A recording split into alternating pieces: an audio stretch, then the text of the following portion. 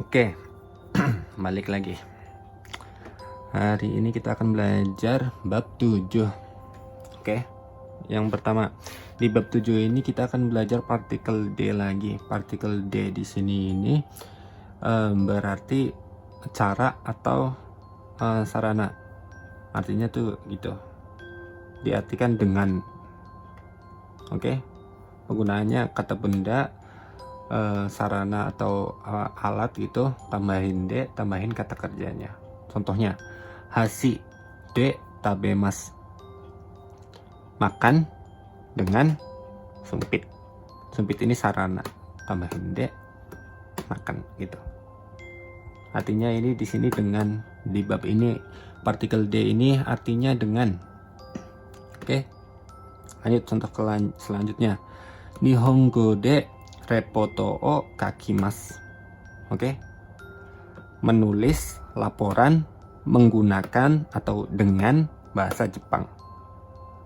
Oke, ini intinya sebelum D itu adalah alat atau sarana. Terus kalau ditambahin D itu artinya D di sini dengan, artinya itu dengan atau menggunakan. Oke, lanjut materi yang kedua. Misalkan sih materi kedua, kata plus wa plus go.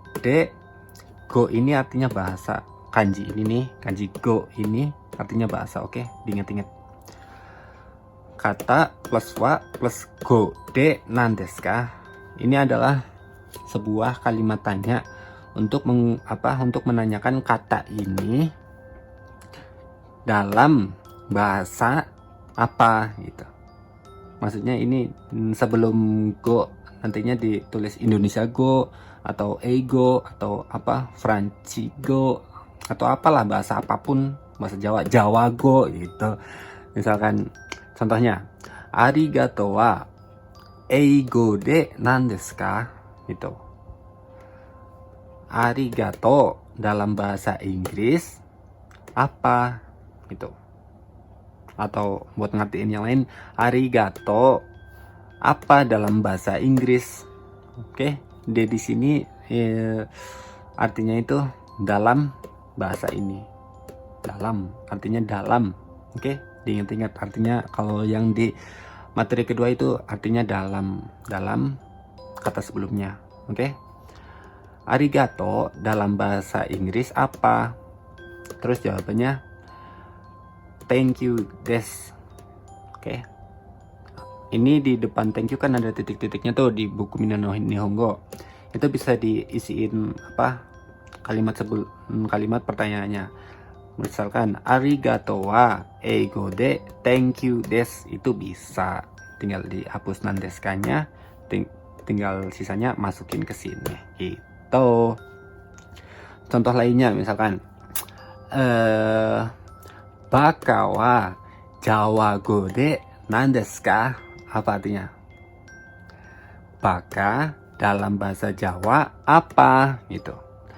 Baka wa Jawa go de goblok des gitu. Itu Cok. Oke, lanjut. Oke, selanjutnya materi ketiga itu kata benda orang. Kata benda yang pertama ini kata benda orang harus plus ni plus kata benda kedua plus o agemas atau yang lain-lainnya kayak kaesimas atau osiemas. Ini nih digunakan untuk memberikan sesuatu atau memberikan informasi. Jadi di sini nih makanya harus ada orang ini, karena kita kan nggak mungkin memberikan ke sesuatu benda yang nggak hidup juga kan, gitu kan, ya nggak? Oke. Contohnya, Kimura-san ni hanao agemashita. Memberikan bunga ke Kimura-san. Gitu. Dan kalau contohnya tuh kayak gini, itu tuh otomatis kita yang jadi actionnya, kita yang jadi subjeknya. Jadi di sini yang memberikan hana itu kita, gitu. Kalau misalkan di depannya nih, misalkan siapa ya? Yamada san wa Kimura san ni hana o agemashita. Berarti yang memberikan bunga ke Kimura itu siapa? Yamada. Karena ada tulisannya di depannya. Kalau kayak gini doang, itu yang memberikan bunga ini itu adalah otomatis kita, gitu. Kita sebagai orang pembicara, sebagai subjek tersebut, gitu. Contoh selanjutnya, Isan ni hon o kasimashita. Meminjamkan buku ke Isan. Oke kan? Gampang kan? Siapa yang meminjamkan buku? Siapa? Kita. Karena nggak ada apa-apa di depannya. Ya kan? Kecuali kalau di depannya ada nama orang lagi. Misalkan siapa sih? Kimura san wa Isan ni hon o kasimashita. Kalau di contoh itu berarti yang meminjamkan buku tuh siapa ke Isan? Kimura. Oke, selama nggak tertulis apapun di depan ini nih, ini kita yang jadi pelakunya. Oke. Contoh selanjutnya, Yamada-san ni Nihongo o oshiemashita. Mengajarkan bahasa Jepang ke Yamada. Siapa yang mengajarkan? Kamu, kocak. Kita, gitu. Oke, bisa dipahami? Silakan, lanjut. Materi keempat. Materi keempat ini di sini kebalikan dari materi ketiga. Kalau materi ketiga itu memberikan aksi, kalau materi keempat ini menerima aksi. Oke? Oke kan? Di sini kata benda udah pasti orang. Terus plus ni, plus kata benda 2, plus moraimasu atau yang lain-lainnya. Oke. Contohnya, Yamada-san ni hana o moraimashita. Menerima bunga dari Yamada. Siapa yang menerima? Sama aja, karena di sini nih nggak ada tulisan siapa, ya berarti otomatis kita yang jadi pelakunya. Kita yang menerima bunga dari Yamada. Oke? Kecuali kalau di depannya, misalkan Kimura-san wa Yamada-san ni hana o moraimashita. Berarti yang menerima bunga ini si Kimura. Oke? Lanjut, contoh selanjutnya. Isan ni CD o karimashita. Meminjam CD dari Isan. Siapa yang meminjam? Kita, pelaku. Oke? Contoh selanjutnya. Wan-san ni Chugoku go o naraimashita. Belajar bahasa Cina dari Wan-san. Siapa yang belajar? Pelaku. Pelakunya di sini kita, otomatis gitu. Oke. Dan perlu diingat, kata-kata di belakang ini, agemas, kasimas, oshimas gitu, itu tuh nggak terpaku di sini. Semua kata kerja yang membutuhkan apa? Yang memberikan aksi atau menerima aksi itu pakainya kayak gini. Oke? Jadi nggak kepatok kayak gini. Oke? Dan perlu diketahui, partikel kara itu juga bisa dipakai di sini. Di sini. Oke? Misalkan Yamada Sankara Hanao moraimashita. Menerima bunga dari Yamada gitu. Ni di sini nih, ni di sini bisa diganti kara. Oke?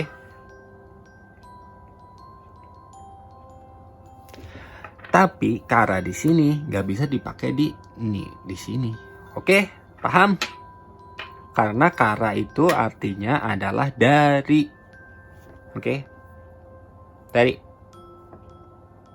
Bisa diterima? Oke, lanjut. Oke. Materi selanjutnya, materi kelima, itu mau plus kata kerja plus masta.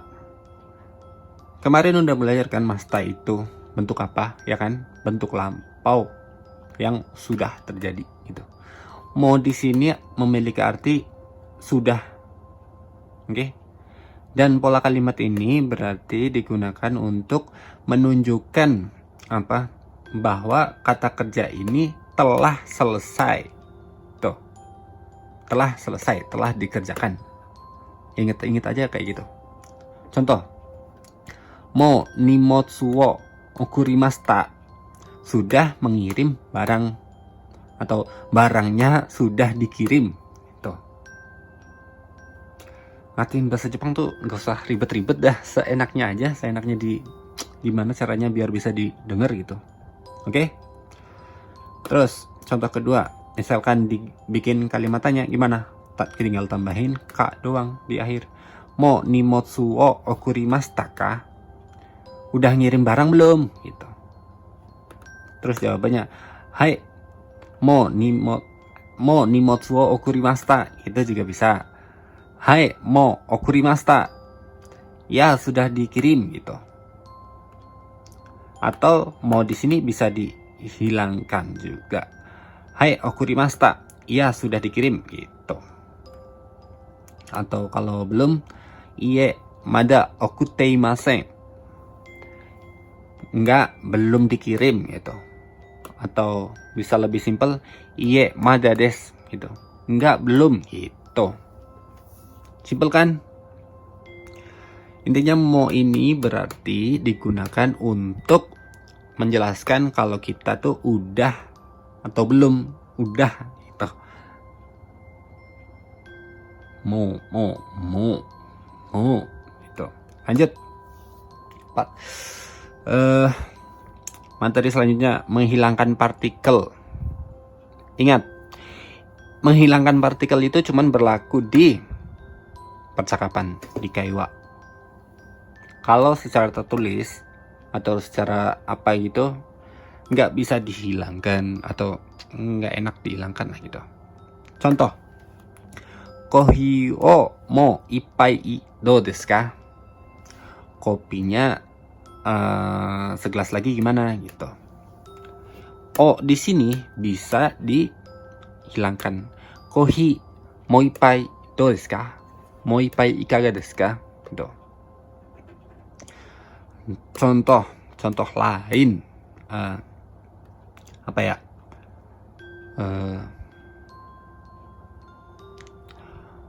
Watashi wa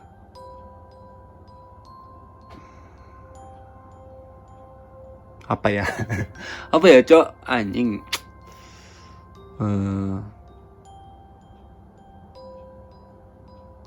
Kono supun wa suteki desu ne. Menurut contoh di Minna Nihongo aja dah pusing gua. Kono supun wa suteki desu ne. Bisa diganti, bisa dihilangkan wa-nya. Jadi kono supun suteki desu ne. Sendok ini indah ya gitu. Oke, gampang kan? Intinya gitu dah. Bikin contoh apa ya kalau nggak di post nggak bisa mikir dulu. Udah langsung aja. Oke, lanjut ke pelajaran berikutnya.